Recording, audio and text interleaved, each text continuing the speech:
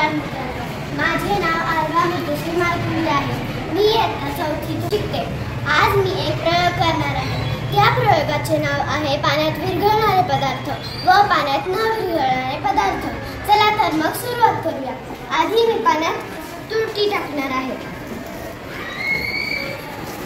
आता मी त्या पाण्याला हलवणार आहे। तर मित्रांनो, आपले हे लक्षात येते की तुरटी हा पदार्थ पाण्यात विरघळतो। आता मी पाण्यात रांगोळी टाकणार आहे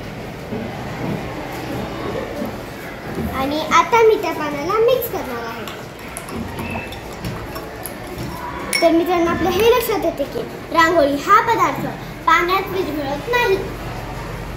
आता मी पाण्यात साखर टाकणार आहे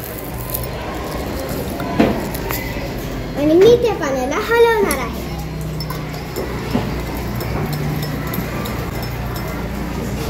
मित्रांनो, आपल्या हे लक्षात येते साखर हा पदार्थ पाण्यात विरघळतो। आता मी पाण्यात तेल टाकणार आहे आणि आता मी त्या पाण्याला मिक्स करणार आहे। तर मित्रांनो, आपल्या हे लक्षात येते की तेल हा पदार्थ पाण्यात विरघळत नाही। आता मी पाण्यात हळद टाकणार आहे आणि आता मी त्या पाण्याला मिक्स करणार आहे। तर मित्रांनो, आपल्या हे लक्षात येते की हळद हा पदार्थ पाण्यात विरघळत नाही। आता मी पाण्यात वाळू टाकणार आहे आणि आता मी त्या पाण्याला मिक्स करणार आहे। तर मित्रांनो, आपल्या हे लक्षात येते की वाळू हा पदार्थ पाण्यात विरघळत नाही। आता मी पाण्यात मीठ टाकणार आहे आणि आता मी त्या पाण्याला मिक्स करणार आहे।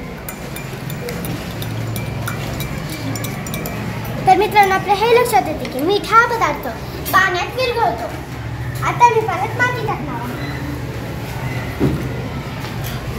आणि मी त्या पाण्याला आता मिक्स करणार आहे। तर मित्रांनो, आपल्या हे लक्षात येते माती हा पदार्थ पाण्यात विरघळत नाही। आता मी पाण्यात पीठ टाकणार आहे आणि मी त्या पाण्याला मिक्स करणार आहे। तर मित्रांनो, आपल्या हे लक्षात येते की पीठ हा पदार्थ पाण्यात विरघळत नाही। तर या प्रयोगाद्वारे आपल्या हे लक्षात येते की तुरटी, साखर आणि मीठ हे पदार्थ पाण्यात विरघळतात आणि रांगोळी, तेल, हळद, वाळू, माती आणि पीठ हे पदार्थ पाण्यात विरघळत नाही। धन्यवाद।